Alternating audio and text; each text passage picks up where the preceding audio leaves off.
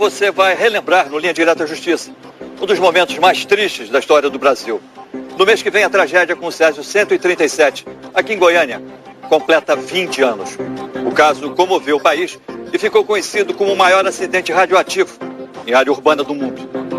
Veja agora como tudo aconteceu. Centro de Goiânia, 13 de setembro de 1987. Peraí, Beto! Os amigos Wagner e Roberto entram no prédio abandonado de uma clínica médica. Hoje era meu dia de sorte. Eu descobri uma mina de ouro, Beto. Uma mina de ouro. É de ouro aqui, você tá doido? Ó, vai, tô achando que sua vida desempregada tá deixando ele doido mesmo. Eu tô falando sério. Ó. Cadê? Ai, Beto. Tá aqui dentro. Vem. Olha só. Que beleza, homem. Ah, Gambaragai! Sei que eu tô mina de ouro. Gambaragai é tua mãe. Ó. Presta atenção. Aqui dentro deve ter ao menos 200 quilos de chumbo. Ai, pra arrumar um dinheirão, ó. Você acha? Pega o treco, vamos tirar esse troço. Tá? Vai.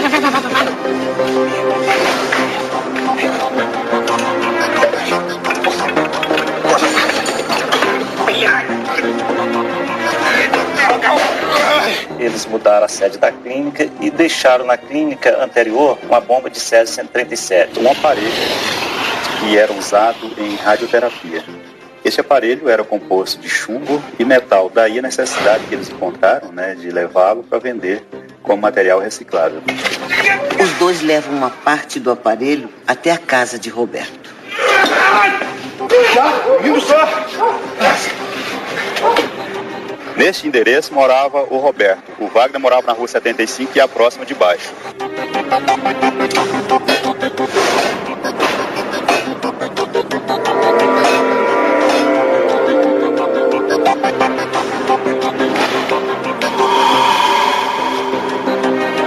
O que deve ser isso?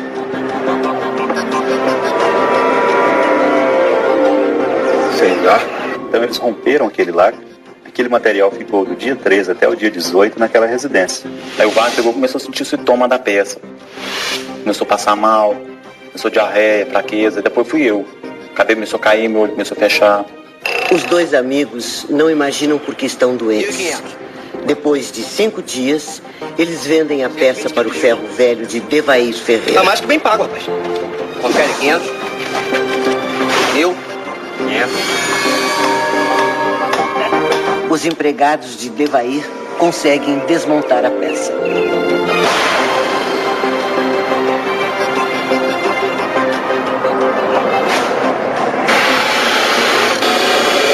Devair! Ô, Devair! Ô, Devair! Aqui, ó. Conseguimos desmontar esse pedaço aqui. Enfia isso lá na prateleira que depois eu resolvo fazer com isso. Tá bom. E o que eu faço com isso? Ô, tá doido, é? No mesmo lugar, tem doido.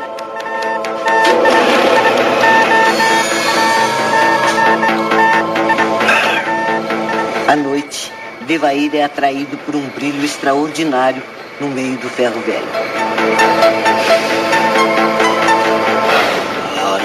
Ai, o que eu tô vendo?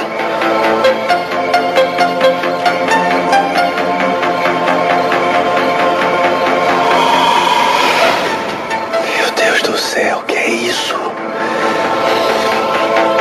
Ele tinha uma frase, deixou uma frase, eu me apaixonei pelo brilho da morte. Então ele apaixonou realmente por aquela peça, por aquele material. Ninguém sabia o que era Césio. Sabia que era radioativo e que radiação mata.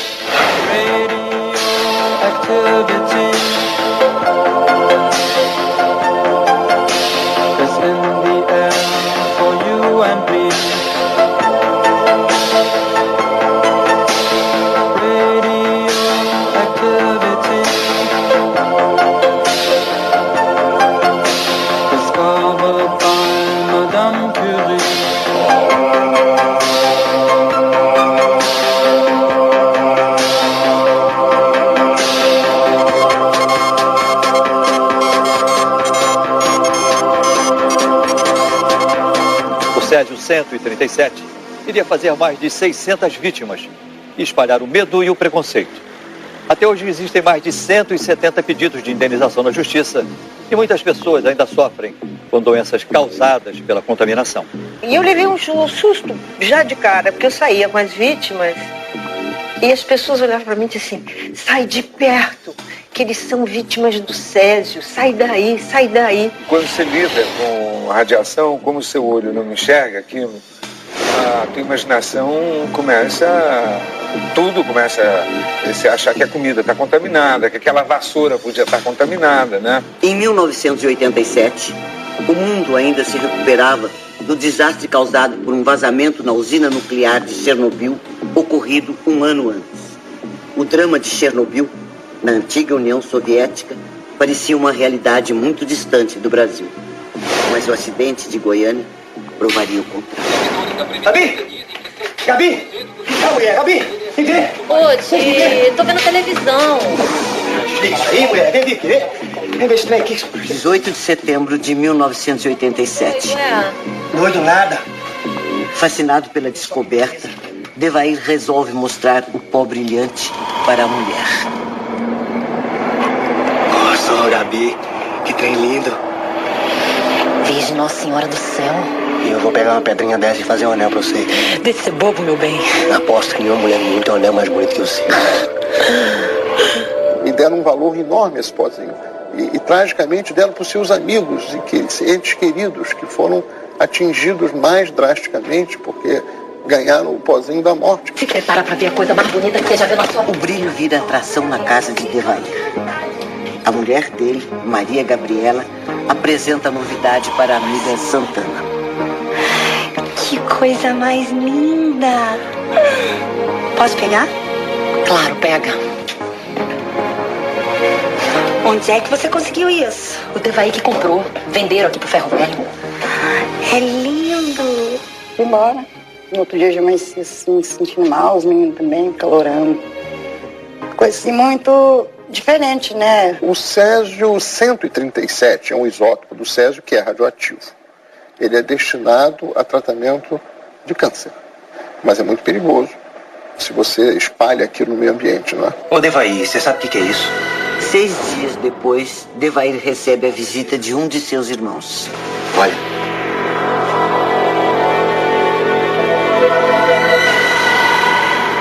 Eu tive a curiosidade de ver, coloquei um fragmento na palma da mão, fiz esse movimento, e com esse movimento, quando aquilo dissolveu, virou pó, eu disse, mano, isso aqui não tem interesse, não presta pra nada, porque não tem consistência. E você nunca separa desse troço aí não, velho? Eu não. Tá comigo o dia inteiro. É a minha pedra preciosa. De manhã ele levava para o depósito, à tarde trazia aquilo de volta para dentro de casa. Ele sentia muita falta daquele material. O problema é que eu não tô bom não, nem eu nem a Gabi. Começou com uns enjoos, uma dor de cabeça. Agora a novidade é que nem gosto da comida eu sinto mais. Ih, será que não é culpa desse troço aí não, velho? E que um pozinho desse pode fazer de mal? Acho mesmo que foi aquele 10 quilos de feijoada que eu comi no fim de semana. Cada organismo reage de uma forma. Ele me disse que não tinha paladar, tanto fazia comer 1 quilo de sal ou 1 quilo de açúcar. Ele não sabia diferenciar qual dos dois. Na manhã seguinte, Odson vai trabalhar. Ali, ao perigo, ele contamina centenas de pessoas. Eu era motorista de ônibus, eu transportava em média 1.000 pessoas por dia. Ele também era uma fonte radioativa.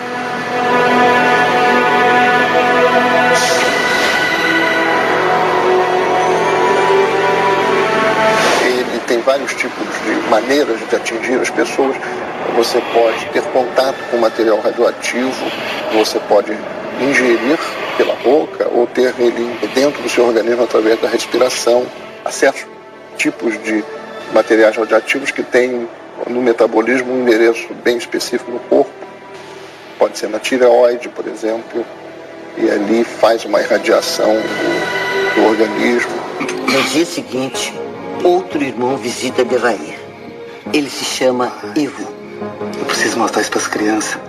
Posso levar um pouquinho? Uai, por que não? Pega um envelope pra você. Se não, leva na caixinha de fósforo.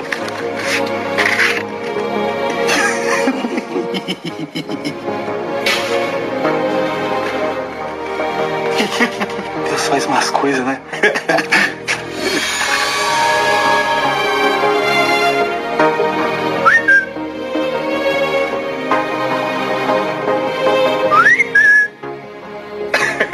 Ao chegar em casa, Ivo apresenta a novidade para sua filha caçula. O papai te ama demais da conta. Pai, que bom que você chegou. Leide das Neves Ferreira tem apenas 6 anos.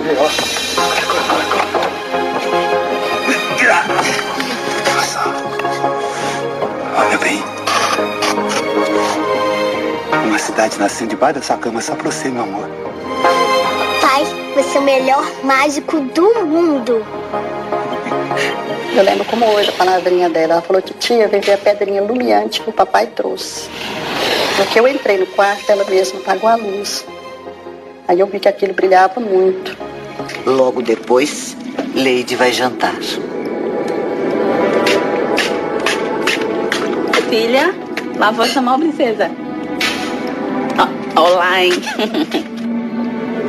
Quando eu saí, ela já estava na cozinha, sentada na mesa, comendo cozido, já com a mão suja do pão. Se a dose for pequena, a probabilidade maior pode acontecer de ruim é o câncer ou até mesmo defeito genético. Se a dose for muito grande, como inclusive alguns casos lá em Goiânia, você tem o que se chama uma doença da radiação que se manifesta rapidamente. É uma espécie de colapso, onde várias funções orgânicas deixam de ter o seu ritmo normal. Ô, filhinha, fala pra mamãe como você tá. Deve ser alguma coisa que ela comeu. Meu amor, esse mulher falou: papai vai na farmácia, tá bom? Cada farmácia que ele foi, evidentemente, ele tirou dinheiro do bolso que estava altamente contaminado, porque suas mãos já estavam contaminadas. Esse dinheiro correu de mão em mão. Santana. 27 de setembro. Cada dia pior aqui em casa. Preocupada com os problemas de saúde da família, a mulher de Devair conversa com a amiga Santana. Falaram que é intoxicação alimentar. Você não acha que a culpa é desse troço? Só pode ser. Desde que esse troço chegou aqui em casa é que tá todo mundo ficando doente. Gabriela, acho melhor você mostrar isso para um médico. 2 dias depois, Maria Gabriela e um empregado do Ferro Velho levam a cápsula para a vigilância sanitária. Dentro do ônibus, ninguém tem como desconfiar do perigo. A atriz Joana Fon, que atuou em campanhas de solidariedade às vítimas e no filme Césio 137, O Pesadelo de Goiânia, de Roberto Pires, se emociona ao relembrar o caso. Tem uma cena do filme em que a gente reproduz a levar o Césio até o hospital. E quando eu saí daquele ônibus, eu tive uma crise de choro que não foi brinquedo. Ver aquelas pessoas todas pobres, mal vestidas, sendo vítimas de uma coisa, de uma grandeza que eles mesmos não entendiam. E aí eu fui chorar no meu canto, quieta lá, e achei que não ia sair mais. Doutor, isso tá matando nós lá em casa, doutor. Como assim? Desde que essa desgreta aí chegou lá em casa, tá todo mundo ficando doente. Dor de cabeça, enjoo. Meu marido tá perdendo cabelo e ele tá cheio de mancha no corpo. Valdeci? Pois não, senhor. Pega isso aqui e leva lá pro pátio. Como não tinha nenhum aparelho ali capaz de acusar algum tipo de nocividade naquilo, aquilo ficou exposto em cima da cadeira, todos os funcionários da vigilância sanitária, todos eles tiveram curiosidade de ver, de apalpar, evidentemente todos se contaminaram. Desconfiado de que aquela peça tinha algum elemento radioativo, o médico ligou para Walter Mendes, o físico da Secretaria de Saúde. A Comissão Nacional de Energia Nuclear, a CINEM, também foi notificada sobre a suspeita. Eu sou o Walter Mendes, eu sou da Secretaria. Um medidor de radioatividade, o físico Walter Mendes procura a família de Devair. Essa menina é a... É a Leide, minha filha. Ela tá meio doentadinha. Ah, ela tá doentinha? Ô, Leide, olha só quem chegou, minha filha. Vem ver. Diante da menina Leide, o medidor de radioatividade dispara. E ela veio me abraçar, que eu tinha passado o dia todo fora, né? Aí foi quando o aparelho alcançou aqui. Ali, naquele momento, a pessoa mais contaminada seria ela. Ivo, a mulher e a filha Leide moravam aqui nessa rua. Preocupado com o elevado índice de contaminação da menina, o físico retornou ao serviço de vigilância sanitária e deu o alarme. No início da noite, um diretor da Comissão Nacional de Energia Nuclear chegou à cidade e convocou os principais órgãos do governo do estado. Depois de analisarem a situação, foi decretada uma operação de emergência. O que houve, na verdade, foi uma operação de guerra. A CNEM teve um papel nisso, fez um trabalho, em certo ponto, que podia ser feito.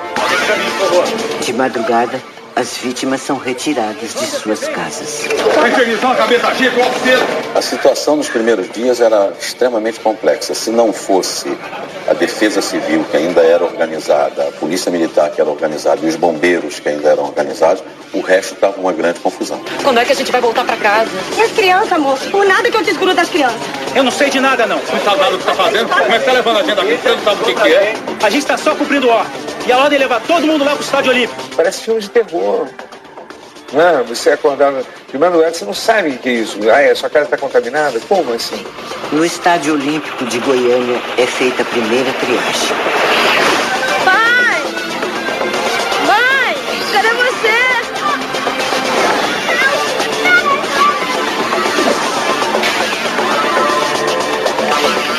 E lá eles foram passando o aparelho. Aí foi separando uma parte que tinha que ir para o hospital, outra que eles achavam que não precisava, né? Que ia ficar lá no estádio.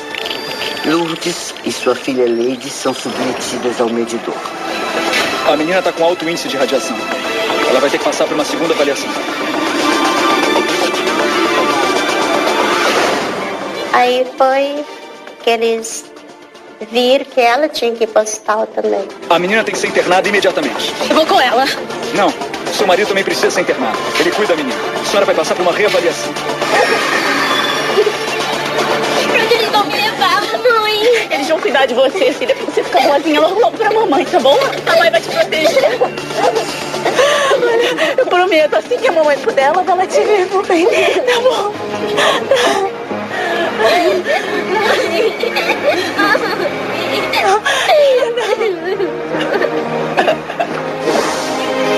Aí foi o último contato nosso, foi esse.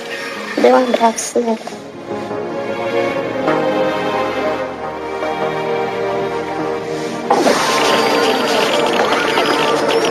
No dia seguinte, as áreas mais afetadas são isoladas. Os policiais sem proteção também vão se tornar vítimas. Por aqui não pode, tá interditado. Mas por quê? Teve um vazamento de gás aqui, a área tá toda sem isolada. Faz favor, chega pro lado. Faz favor, faz favor. Segundo eles que trabalhavam na polícia montada, eles foram chamados lá para conter um vazamento de gás. Isso, para os PMs, foi dito isso. A gente era muito inocente, né? Porque a gente pensava assim, um comandante não ia mandar a gente um matador igual manda um gato, né? Então a gente não tinha conhecimento, né?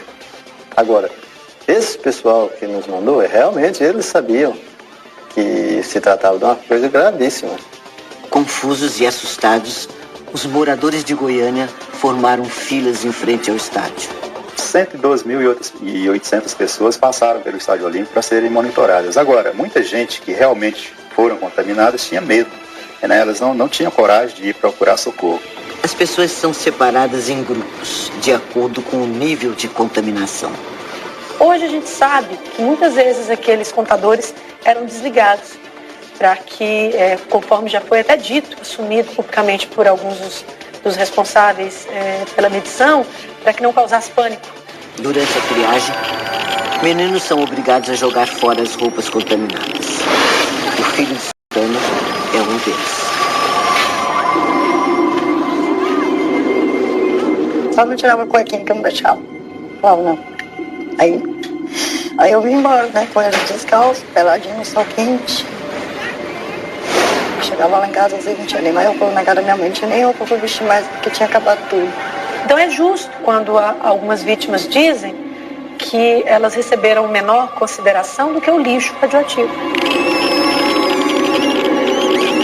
Vizinhos das áreas mais atingidas têm as casas invadidas e os objetos pessoais confiscados. Algumas roupas, utensílios, né? Tapete. Então, levaram o cachorro. Esse cachorro, por exemplo, ele foi sacrificado a maior covardia e evidentemente que ele estava contaminado, tanto que tiveram que sacrificá-lo.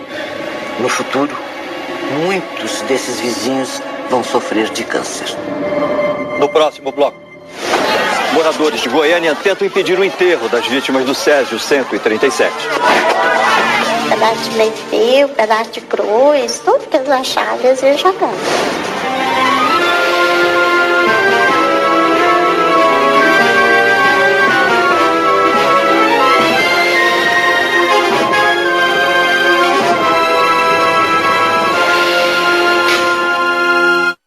A tragédia repercutia no Brasil e no mundo.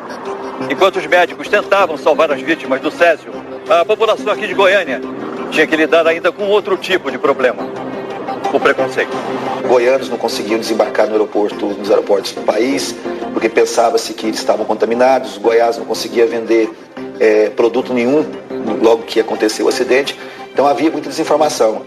O artista plástico goiano Ciron Franco fez uma série de obras de arte sobre o acidente e liderou uma campanha para denunciar a discriminação.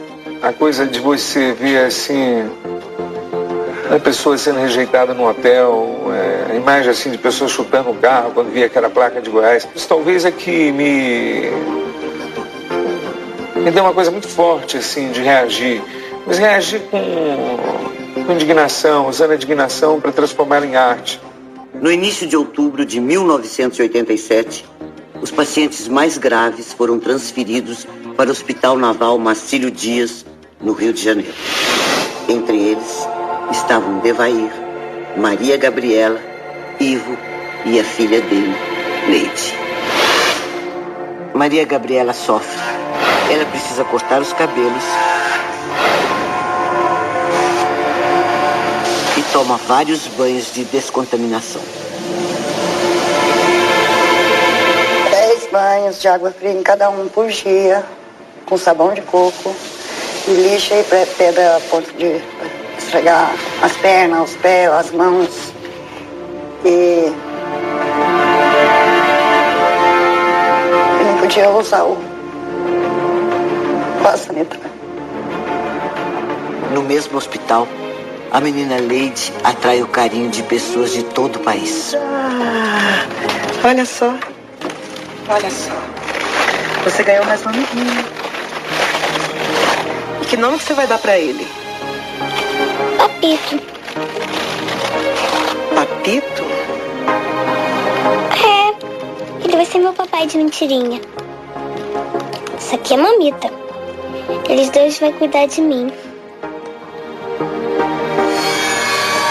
Dias depois, Leide e sua tia Maria Gabriela morreram. 24 de outubro. Leide e Maria Gabriela vão ser enterradas em caixões blindados. Apesar dos cuidados, moradores da cidade ficam com medo de contaminação e reagem com fúria.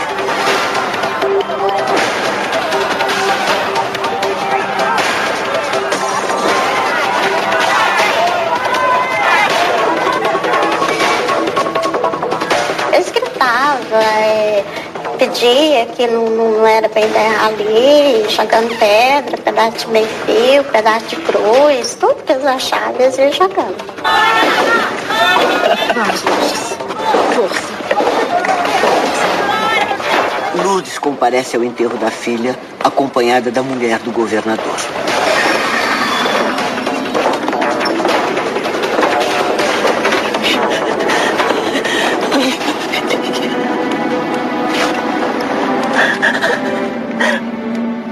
Eu só sei que eu consegui chegar próximo ao caixão dela e vi pelo vidro, né? Aí eu consegui ver ela, o rostinho dela, né?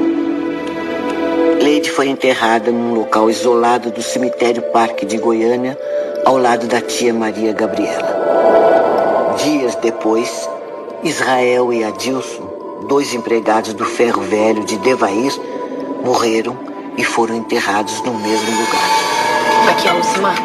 Come aqui que a mamãe tá cortando. Meses depois da morte da filha, Ivo recebe alta do hospital e se reencontra com a família.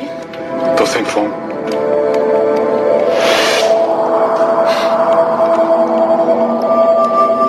Então você podia apenas apagar esse cigarro?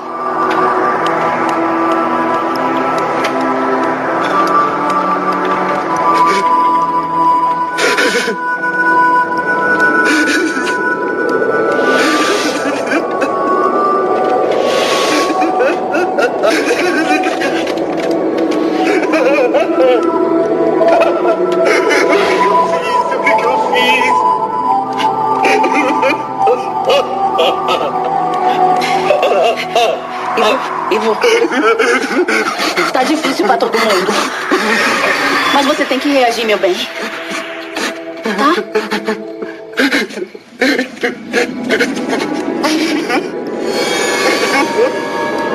Pai, você é o melhor mágico do mundo.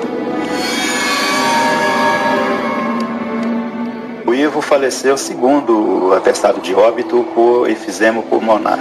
Porém, as pessoas não sabem que o Ivo foi levado a fumar 6 maços de cigarro por causa da depressão. Ele achava que tinha matado a filha. Quando ele levou o material para casa, quando ele levou o Césio para casa, então ele julgava culpado pela morte da filha. Por causa da contaminação, Devair, dono do ferro velho e irmão de Ivo, ficou assim. Eu não me sinto culpado porque realmente eu não sabia de nada.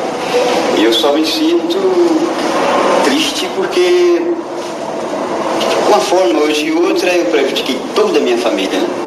Devair se tornou alcoólatra e morreu 7 anos depois. Então, via de regra, você tinha pessoas com depressão, não é? Nós chegamos a atender casos de tentativa de suicídio, não é? Casos de alcoolismo, casos de pessoas que estavam enveredando pelo mundo das drogas, né? Enfim, a morte é uma companheira permanente das vítimas do Césio.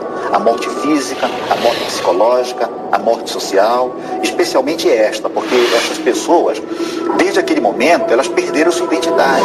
Em julho de 1992, quase 5 anos depois do acidente, os médicos Orlando Teixeira, Criseide Dourado e Carlos Bezerril, responsáveis pela clínica abandonada onde o Césio foi achado, e o físico hospitalar Flamarion Goulart, foram condenados por homicídio culposo.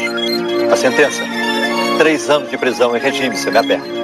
E após 1 ano de cumprimento da pena, veio um decreto presidencial que concedeu a eles o indulto, tendo em vista que eles atenderam os requisitos exigidos pelo decreto presidencial. A Cinem, que deveria fiscalizar o Césio na clínica, foi condenada a prestar assistência médica às vítimas e a seus parentes. O governo do estado de Goiás e a Cinem também foram obrigados a pagar indenizações que variam entre 100 mil e R$1 milhão. O objetivo dessa ação não é reparar diretamente as vítimas, e sim zelar pelo meio ambiente. Em razão disso, a própria lei prevê que o valor da indenização é revertido para um fundo federal. Há bombas de Césio hoje em dia em funcionamento no Brasil? Mas nenhuma delas tem a matriz solúvel. O grande problema do acidente de Goiânia é que o material que continha Césio e que foi rompido e exposto, em presença de água, ele se dissolvia. Isso facilitou o espalhamento tremendamente. O acidente foi uma lição, mas eu não creio que as coisas estejam muito melhores, não.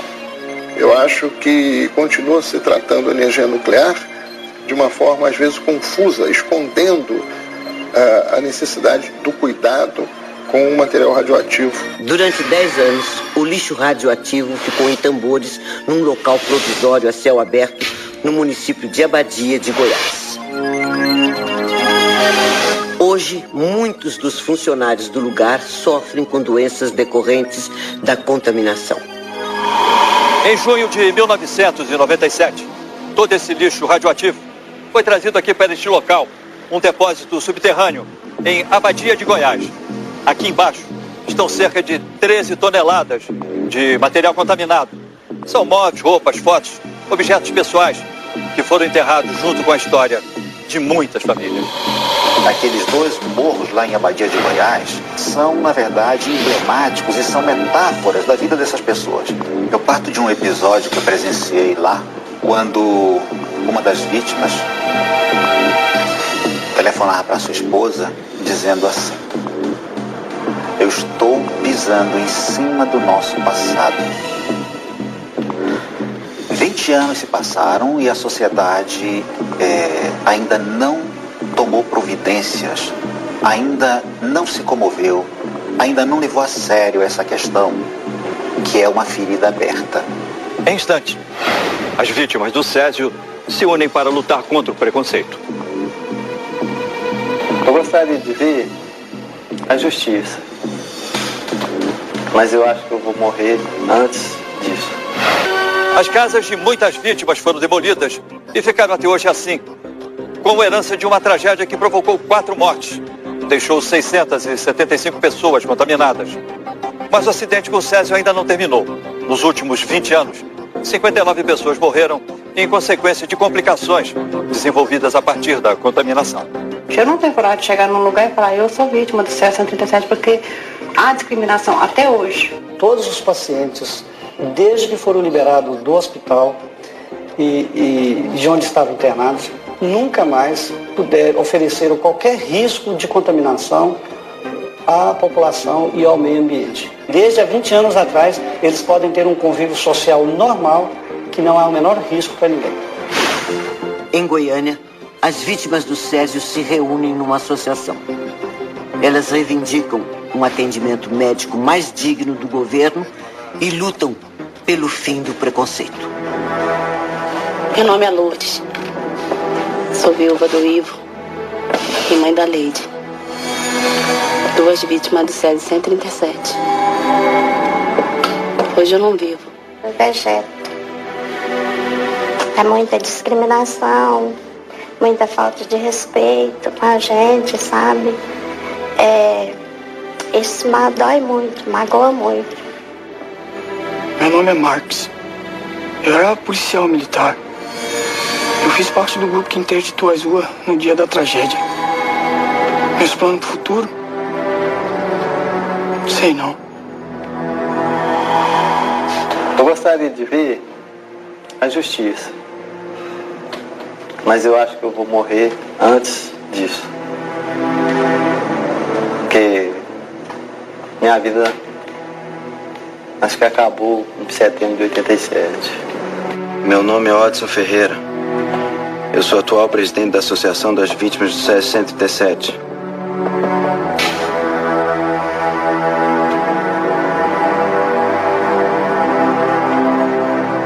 O meu maior sonho é ver as vítimas do Césio 137 sendo respeitadas, tendo seus direitos respeitados. E isso a gente não tem conseguido. Nesses 20 anos, quase 20 anos, a gente não conseguiu ainda resgatar a cidadania dessas pessoas.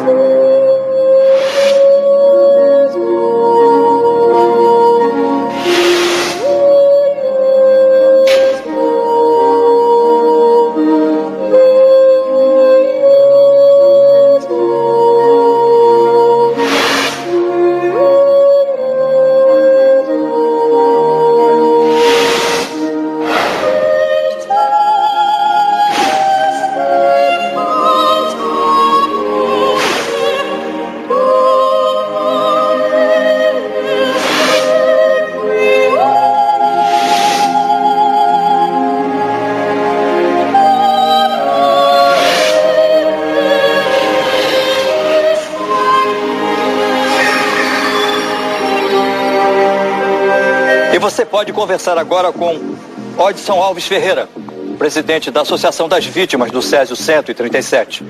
Ele está à sua espera para um chat. Acesse o nosso site e participe. O endereço na internet é www.globo.com/linha direta. Faça perguntas e dê a sua opinião. Nós voltamos na próxima quinta-feira, logo depois de A Grande Família. Boa noite, até lá.